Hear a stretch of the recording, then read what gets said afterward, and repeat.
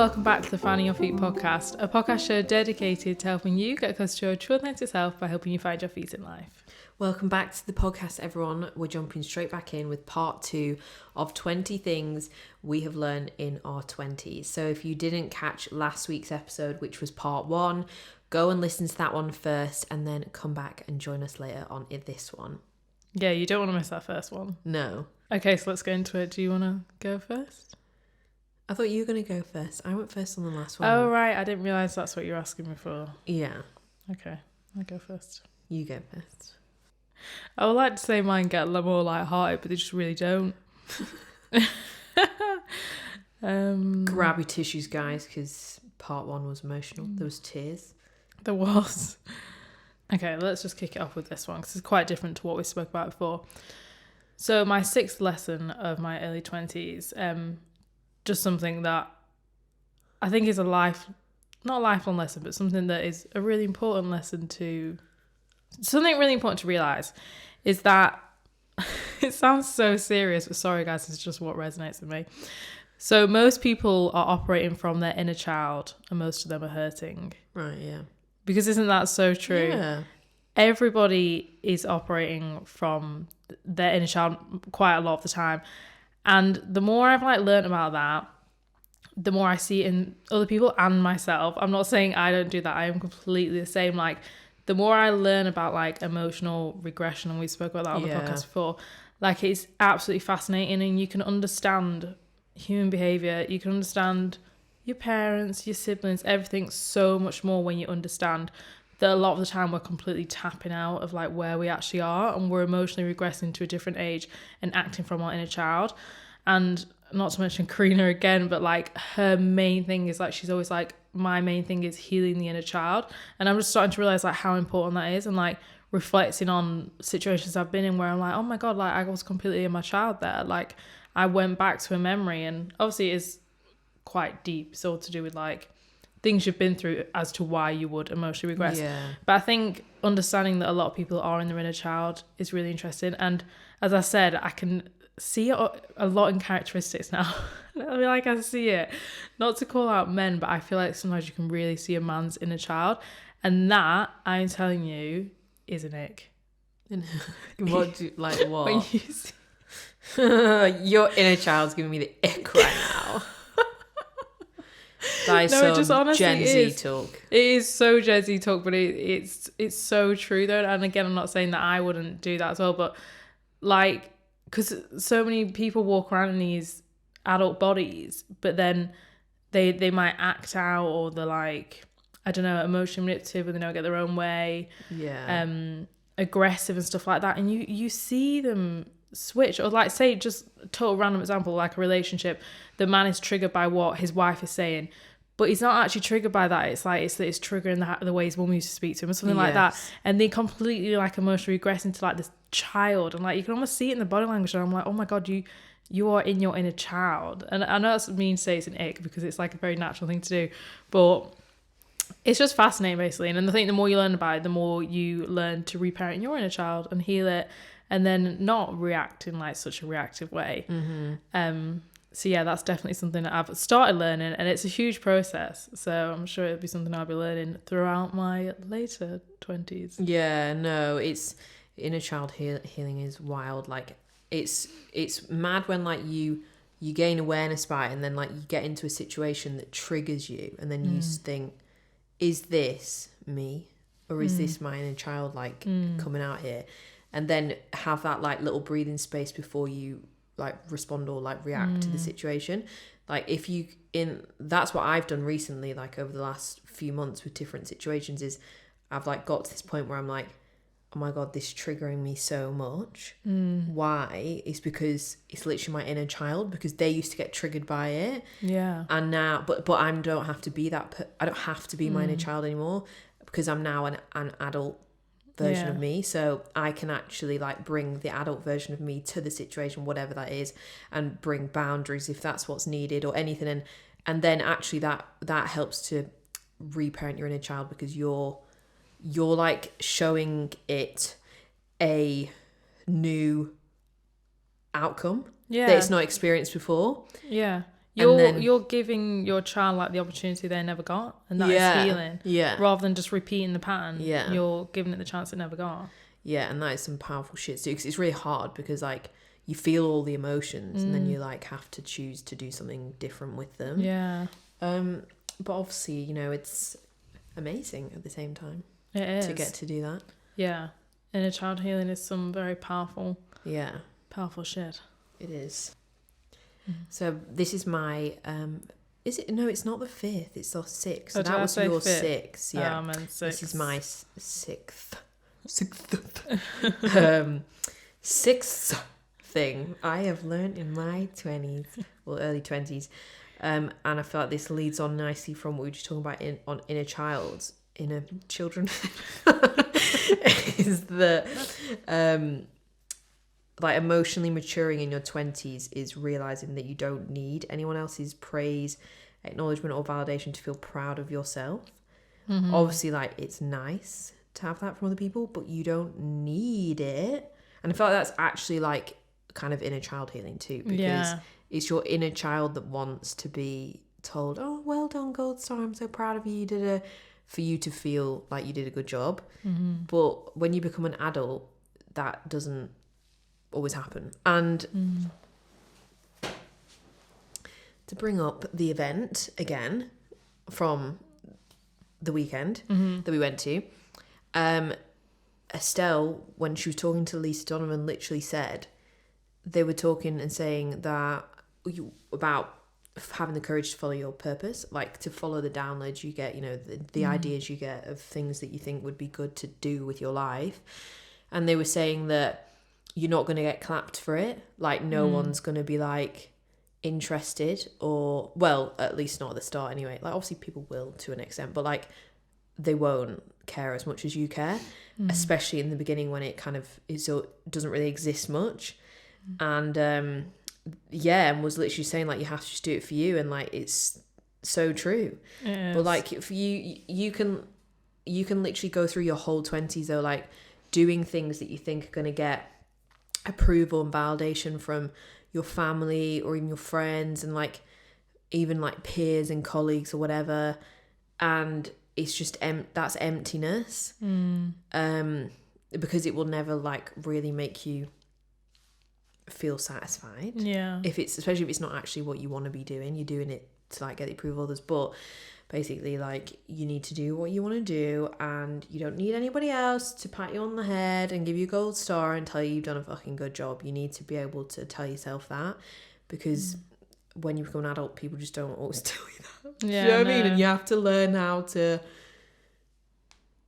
you know, not go insane without that gold star.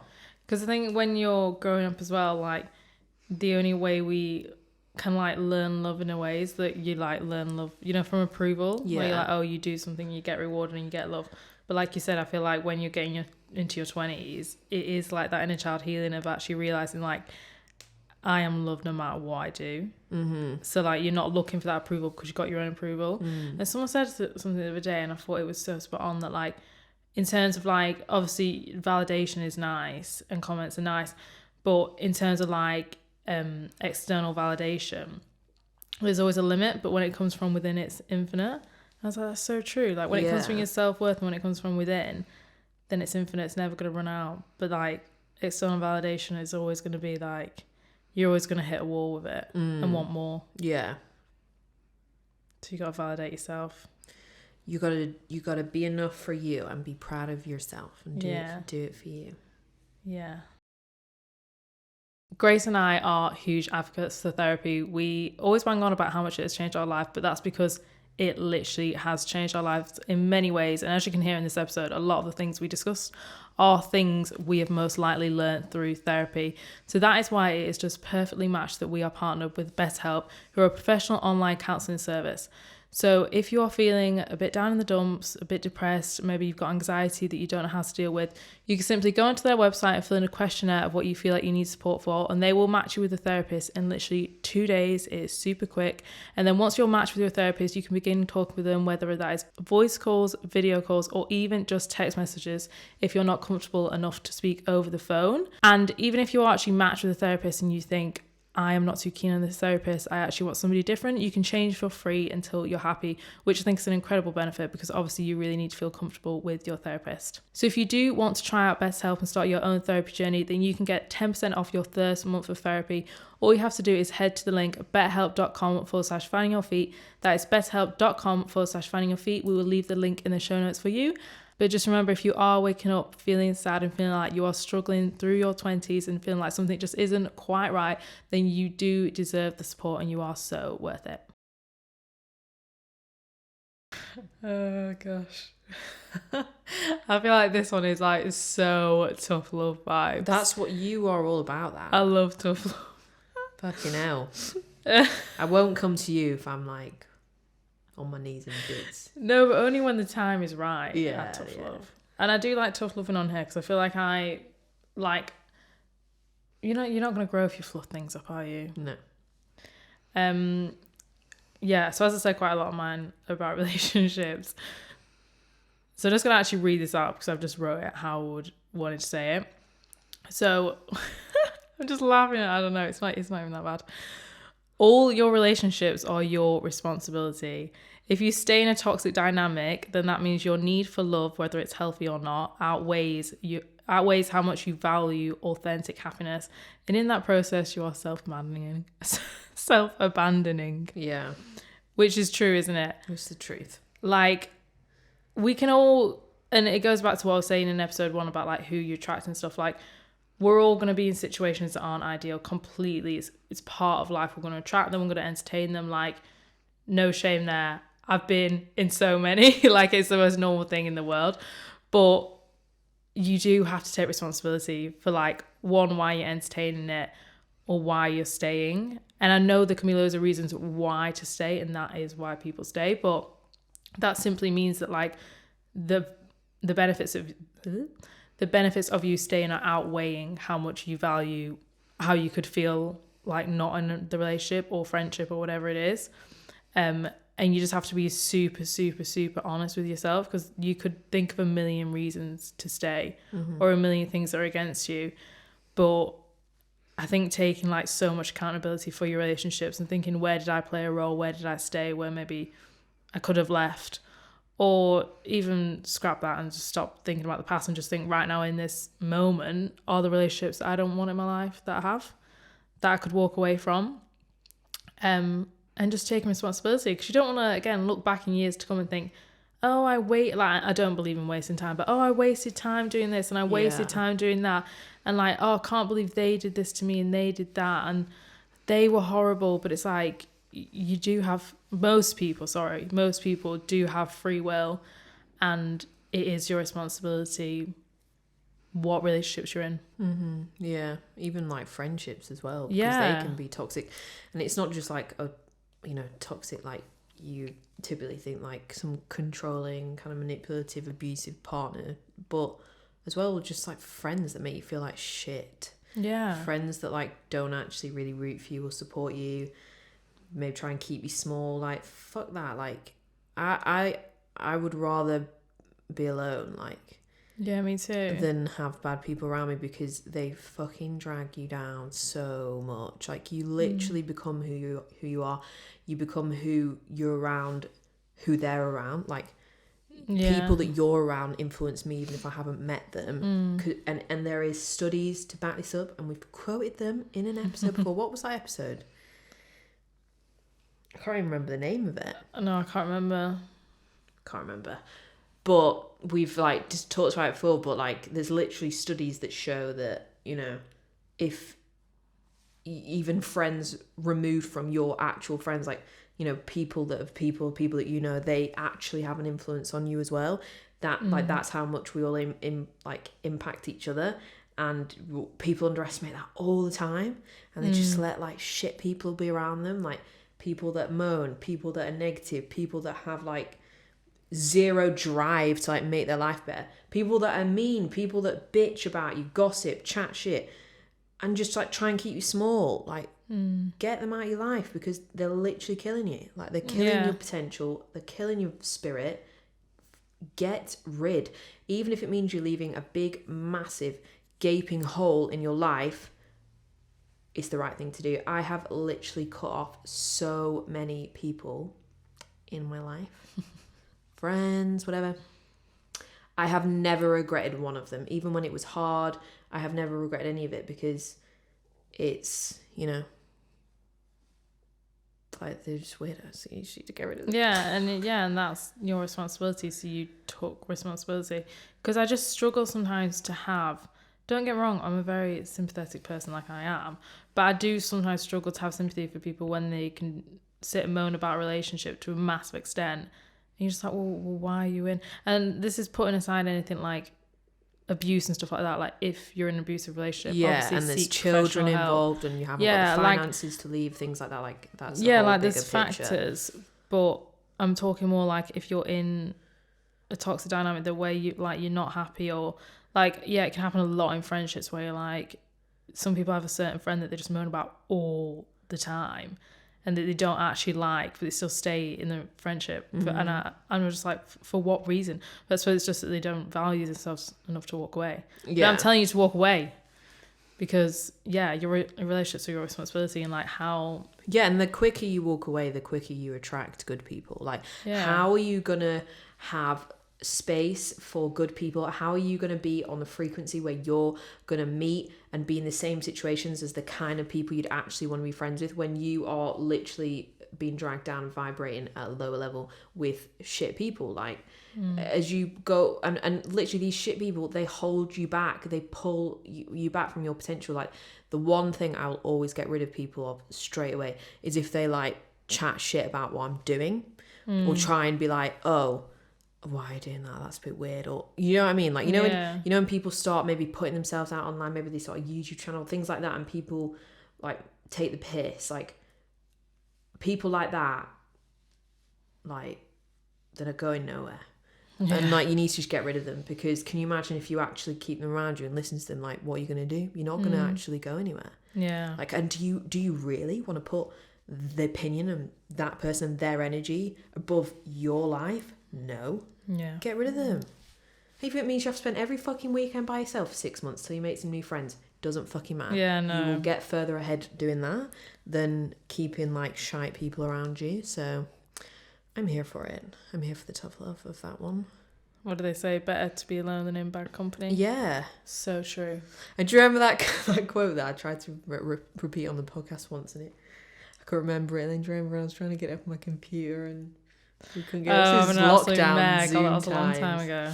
Anyway, there's another quote, and it's a bit of like a cringe quote, but I do enjoy it, because, you know, we all enjoy little cringy quotes sometimes. And it was like, it was like, something like, and I'm gonna fucking butcher it again and not remember it. It was something along the lines of, those who fly solo often have the strongest wings. Abby's shaking herself. Her stomach's making mad sounds. I'm just eating lunch, so it's all going down there for you. I mean, that sounds so ridiculously cringe, but as in, like, no, I love it. You know, it is. I'm not saying that like other people don't help you have strong wings. They do, but only the right kind of people. You know. Yeah. Okay, I've got another tough love one. So, you know, we'll just stay on the tough love vibe. But it's basically that feeling scared of something doesn't mean you shouldn't do it. And obviously that's within reason. If you feel scared of a toxic person, that doesn't mean that you shouldn't leave, you know? Or you feel scared of jumping out of a plane. Like Abby tries to pressure me to jump out of planes every now and then. That you shouldn't do it, you know, within reason. It's more about your dreams. Like, let's say you want to start a YouTube channel and you just shit scared of it, but you always think about it. That's the most important thing that you should do.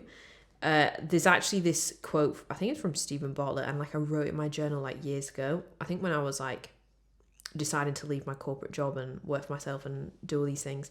And it was, everything I'm the most proud of started with fear and ended with happiness.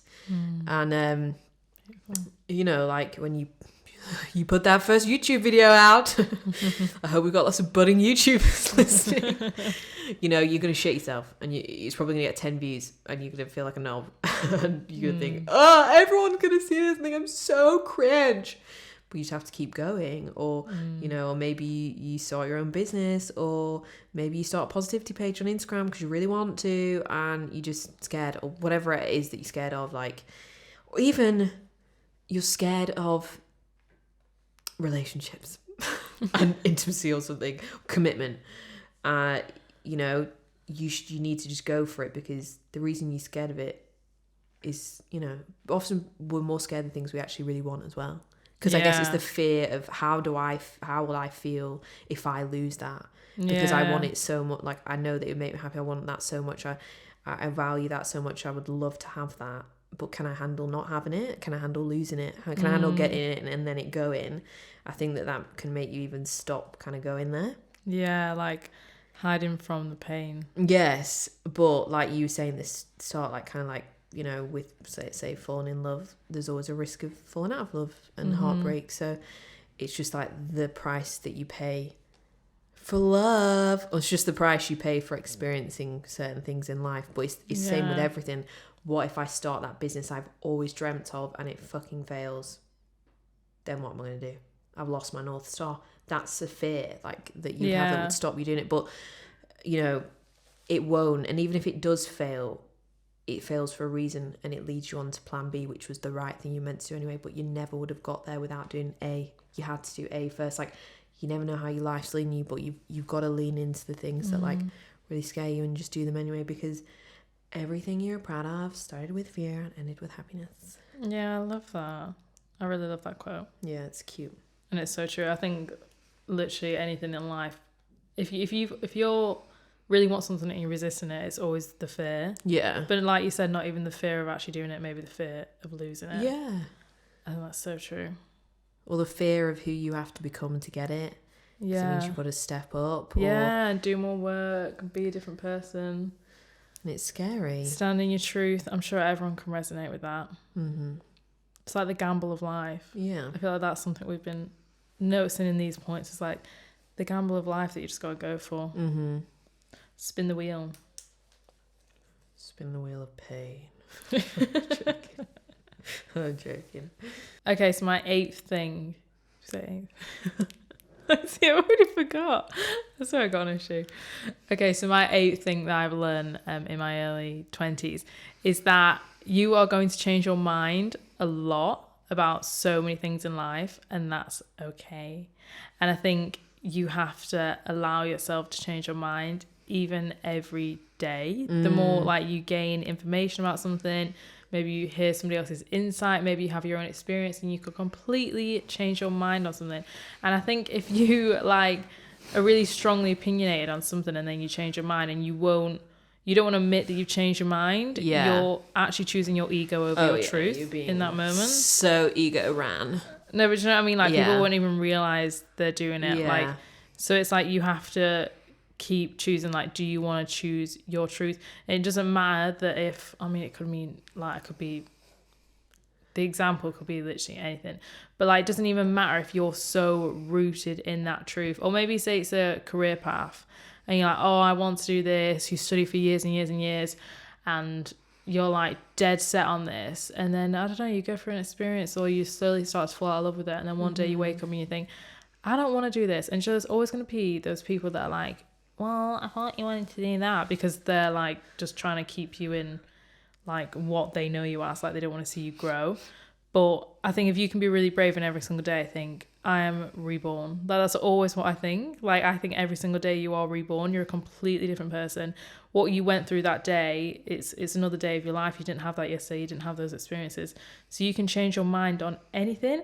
And as I said at the start, the more you allow yourself to change your mind, the more when someone comes to you and you're like, well, you've changed your tune. Well, like, yeah, let them change his tune. Yeah. Because we're growing and we're learning, and that's what you're meant to do. Like, you're gonna change your mind. Yeah, and I think that like we kind of live in a bit of a culture that doesn't like people that change their mind, like especially online. Like, yeah, like you have to pick one side and you stay there. And then if you change your tune, like you're gonna get cancelled or whatever. But I mean, if you're not changing your mind, you're not fucking growing. No. Like if you're not cringing as well at maybe what you used to think or do, you're not growing. So, you know, you just need to roll with it and embrace it and like, you know, love the past version of you and their old interests and beliefs, and like embrace the present you, and also the present you will cringe out the future you at one point, you know? Yeah, exactly. Well, not cringe, but like, you know what I mean? Like, yeah, I mean, I think there's so many people that I probably make themselves have like quite an unfulfilling and unhappy life because they can't just be cool with it. They will change their mind. They want something else. Yeah. Whether that's in a relationship, you know, being with a partner for ages. Sunk cost fallacy will come in here. Fucking hell. Yeah, so the sunk cost fallacy is basically where you decide whether to like stay or abandon something based on the investment you've already made in it, whether that's like time, money, energy, whatever. So like say you've been with someone for like 5 years or something, but you actually don't want to be with them anymore, but you feel like, I don't know, your life's ticking time bomb or something, and like you're past it, in quote marks on my hands right now. Like, you know, so you just think, oh no, like then I'd have to go back into the dating pool and like then find someone else, and it'll take ages to get back to this point with someone else, blah blah blah, and I've already spent so much time with this person, so I'll just stay. Or you're like, oh, I've already invested loads of money into this business, even though I'm not enjoying it and it's not working, it doesn't feel aligned with me anymore. Instead of just closing it, I'm just going to keep going, because it's that sunk cost fallacy. And I feel like people do that a lot with trying to change their mind. Like that influences them a lot as well. Yeah. Not just like the ego of like, oh, can I be humble enough to like say, oh no, I don't think that anymore, or I don't like that anymore, or I want to do something else. It's also like your past self's investment in everything. Yeah. It gives you a warped perception on how you should move forward. Yeah, the sunk cost fallacy, I swear, it's like such a game changer. As in, like, if everyone understood that concept, I think people would think really differently. Because that is such a common feeling of like, well, I've already put myself through so much to get to this point, so why would I give up now? Yeah. But whether you give up or not, like, that time is already gone. You've already put that energy and that effort in. It's done. It's in the past. So now, do you want to move forward with it or do you not? Mm-hmm. Like, it's so simple, but I think that you can literally keep yourself in such a loop thinking, well, I work so hard, so why would I stop even though I'm not happy? But it actually doesn't make any sense at all. Why you wouldn't stop. Yeah. Okay, so my 8th thing that I've learned in my 20s is another quote to explain it, but I love this quote. And it's, happiness comes in waves and it will find you again. It's beautiful. Yeah. Should we shed a tear? Yeah.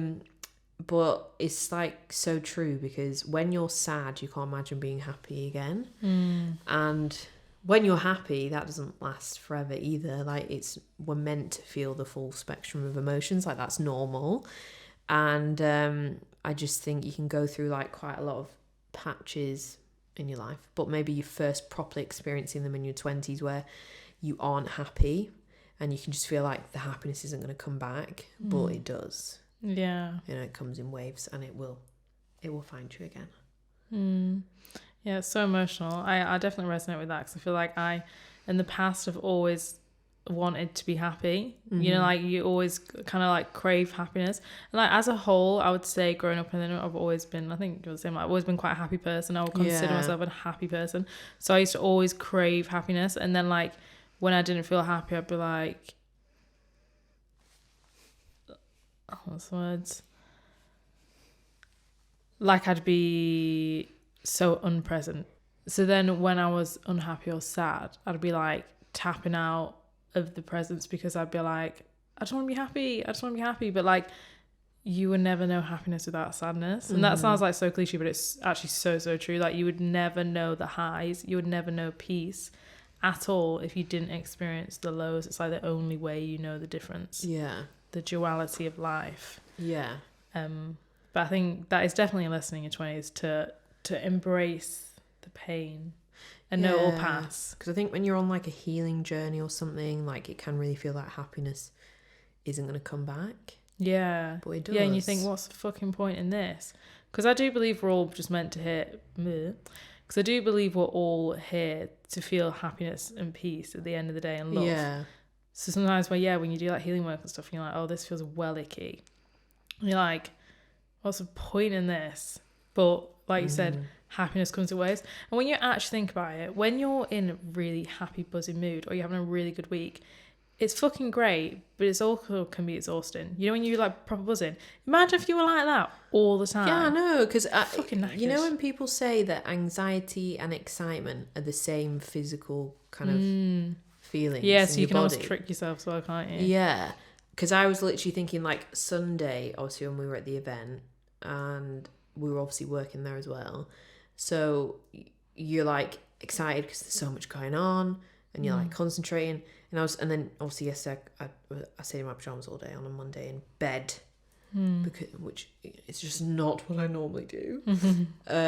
Because I was just so tired, I felt like my adrenals were just zapped. Felt like my nervous system was just like, no, queen, I just can't, like, I literally can't, like, even trying to get my laptop out in bed, it was just like, computer says no, like, so just put it away. And I was thinking, well, there was so much going on, like so much excitement. And that's just the same as basically if you spent a whole day being anxious. Do you know what I mean? You feel tired the next day. So it's like, yeah, exactly. Like if you're buzzing off your tits. I did the same thing, trying not to yawn. If you're buzzing off your tits all the time, you are going to be very tired, a sleepy girl. Exactly. So just don't be happy because it's exhausting. Joking. Okay, so this is my 9th one. Again, this is like pretty serious one, but my last one's really nice. So my 8th lesson is that... No, your 9th. Oh my fuck! Why do I always do that? I swear I've got like an issue with numbers or something. There is a word for that.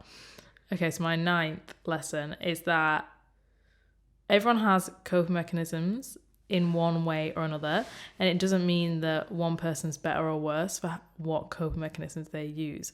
So I like fully believe that obviously like when we come to Earth, we're just like little fresh souls wherever we've come from, and then like as you go through life, you pick up like a certain amount of like pain in a way, or like you know, like I believe that we all come from love, but then like you can pick up pain and everyone copes in different ways. So some people might turn to alcoholism to cope, or drugs, and that is their coping mechanism. Some people might turn to overworking, and exactly, then you call them successful. Exactly, like that is so much what I've been thinking lately, that like 100% like overworking, and like it doesn't mean that there's something necessarily wrong with it. It's like maybe your coping mechanisms actually just kind of make you who you are. Yeah. Because everyone has them, like every single person has them. Whether it's that you work out too much, like it's a coping mechanism. Like I see a lot of like fitness influencers, and I think it's fucking incredible how they get their bodies like that, like the dedication, everything. I think it's insane.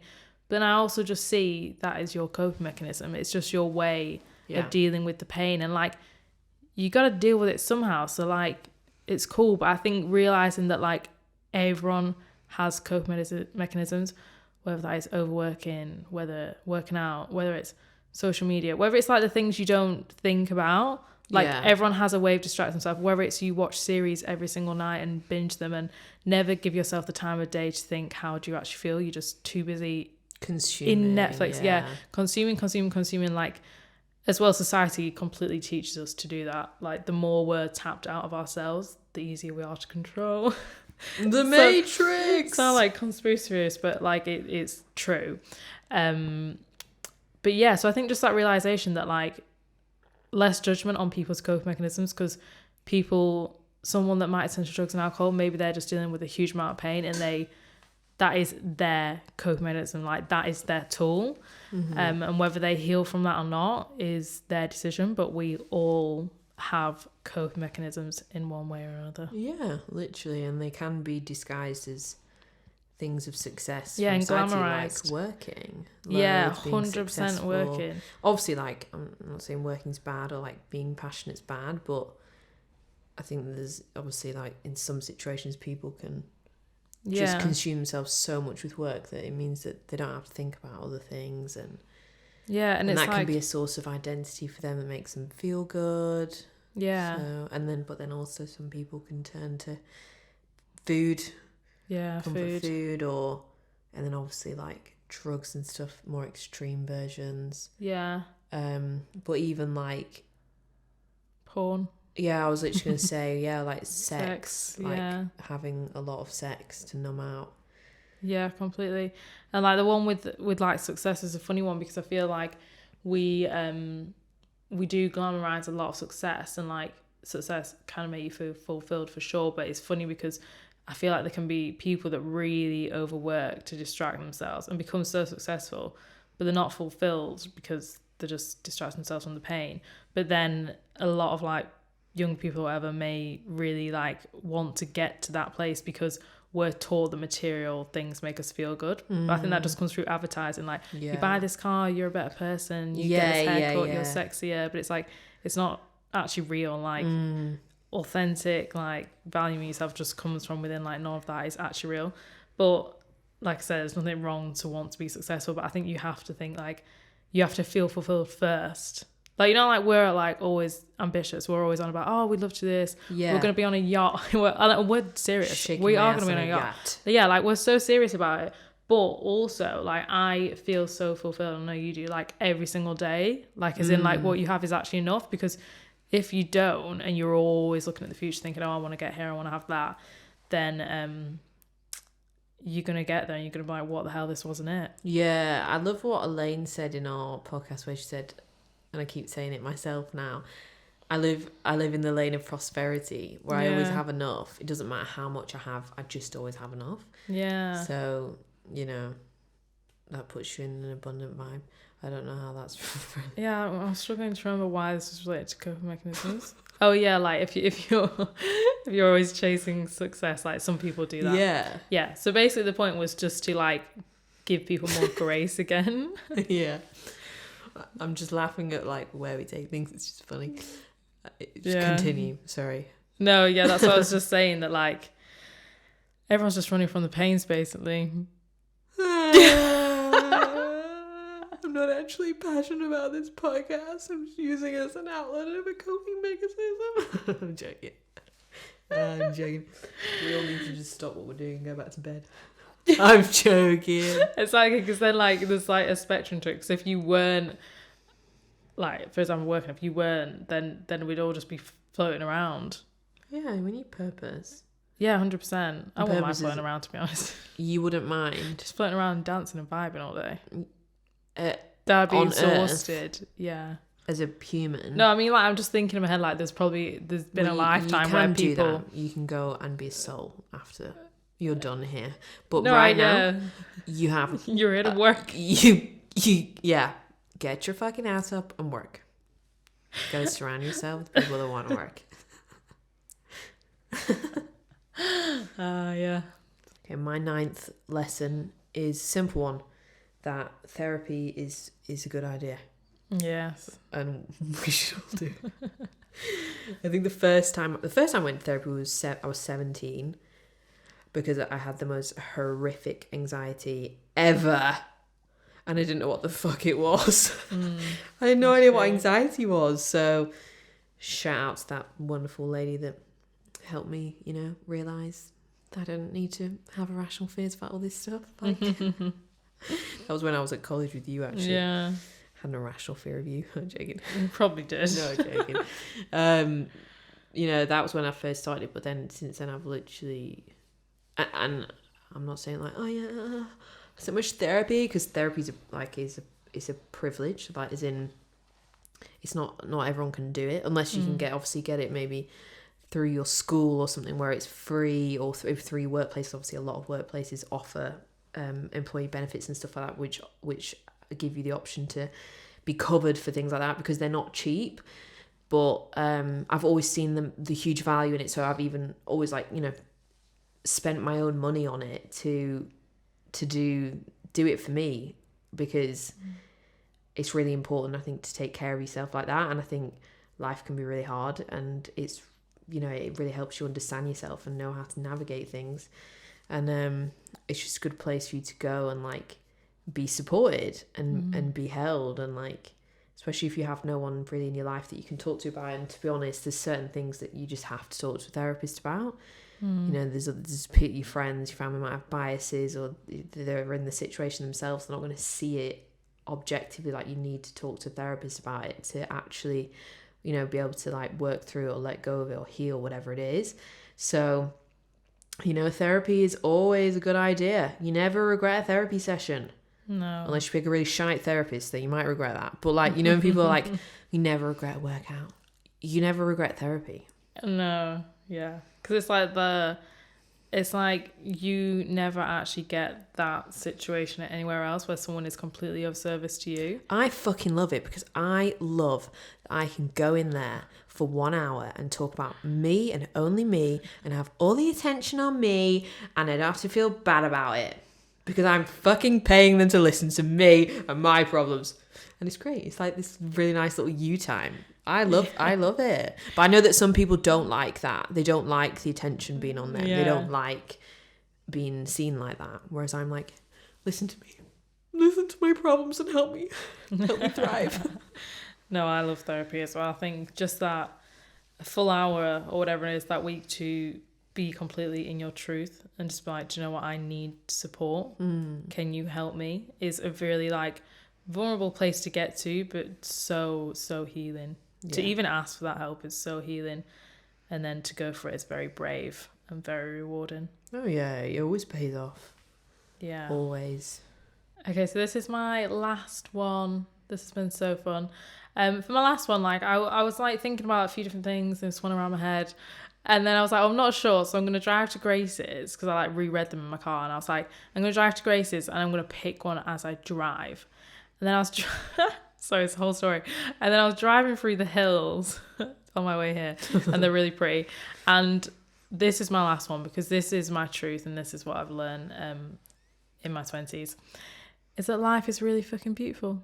Aww, and there's so much to smile about. Yeah, and like that we are on a field of love, and that we come from love, and love is all that we are. And I know that can be a bit of a weird concept to get your head around, and that's why literally when I was 19 I would have been like, you're off your tits. I would have been like, what you on about? Fuck are you saying? But I actually fully believe that now, that like we come here as love, as I said before, and we are love, and we come from a frequency in love, and the reason we resonate with people is completely through love. Like that's all that we are.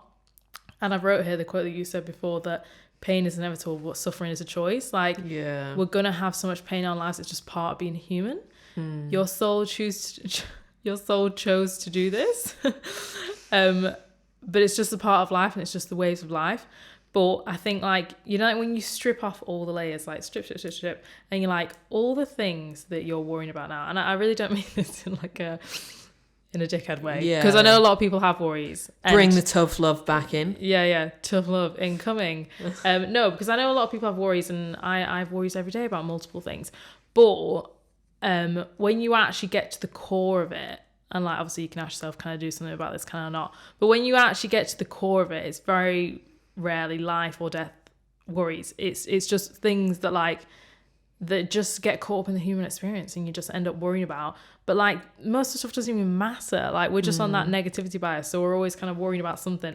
And I always find that sometimes if I'm worried about one thing, and I'm like, God, if I didn't have this in my life, I wouldn't even worry about anything. And then it goes, and then you'll find something else to worry about, because we worry. Like, it's like the survival instinct. It's just survival instinct. Seek danger and stuff. But when you're in that situation and you're looking at a beautiful sunset, or you're with your friend, you're on a walk and you're really present, and you're like, oh my God, like there's really, when I think about it, there's nothing to worry about. Like there's nothing to worry about. Like life is so beautiful, and life is a gift.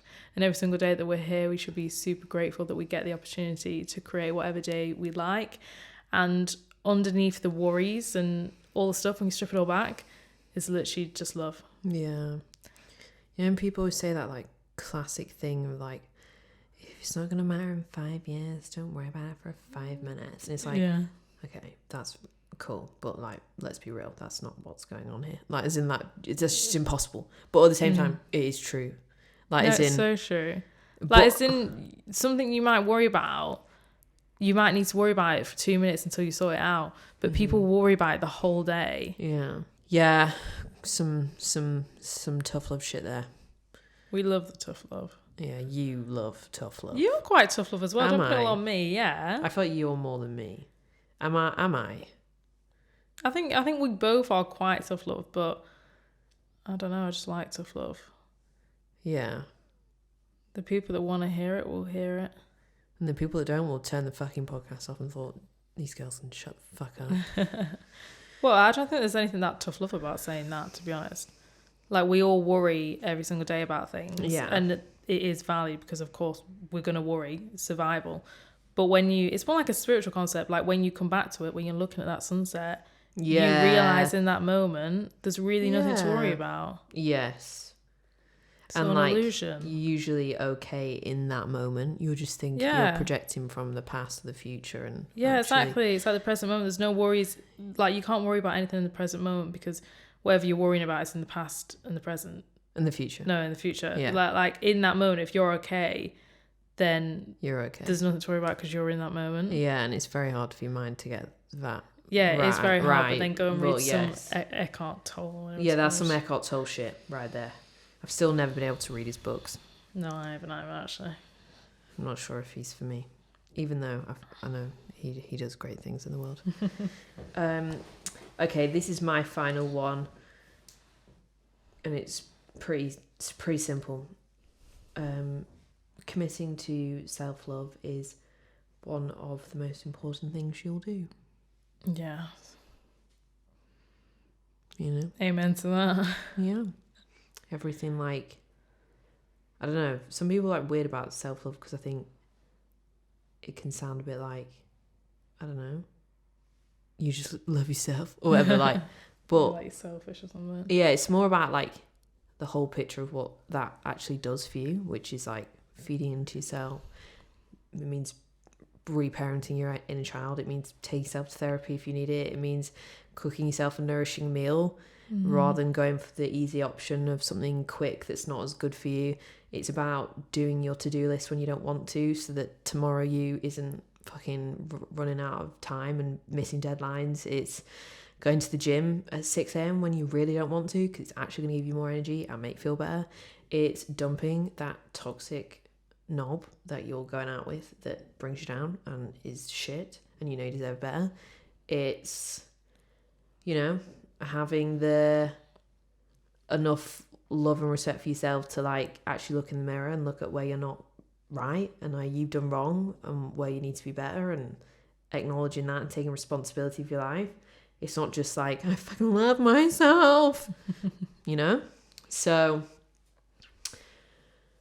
there we go. That's it. A big sigh of release there. 20 things that we've learned in our early 20s, come back in 5 years when we hit 30, or well, 4 years for me and 5 years for you. And 4.5. Yeah, so come back then and we'll do another one. Yeah, God knows what we're going to have learned. Yeah, probably some wild shit because, I mean, 4 years ago I had a very different brain. Yeah. I think, anyway, I don't know. Yeah, I think for me, probably maybe I'll just be like levitating. Yeah, I feel like when you said what came to mind was you wearing elephant pants. Yeah. And like I like no totally top, tapped out of the Matrix. and you wearing like beads around your neck and you're in like Bali with like leaves on your boobs and you're dancing in a field. Yeah, and I'm like, just tune in, guys.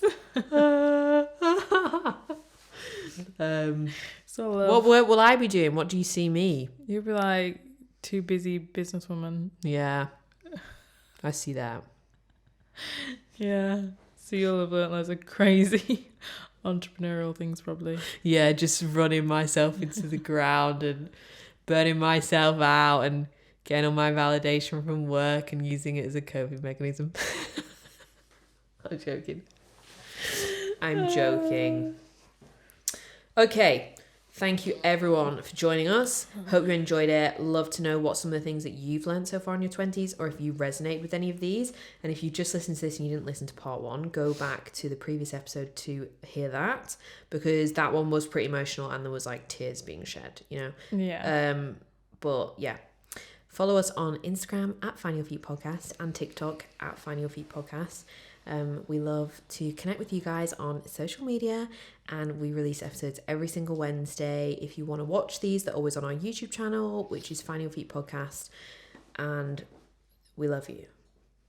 We love you, and we'd also love you even more if you sent this to your friends, if you enjoyed this episode, and also if you could leave us a rating or a review on Spotify and Apple. We would absolutely love you so much. But that is all for now. We'll see you next time. Bye.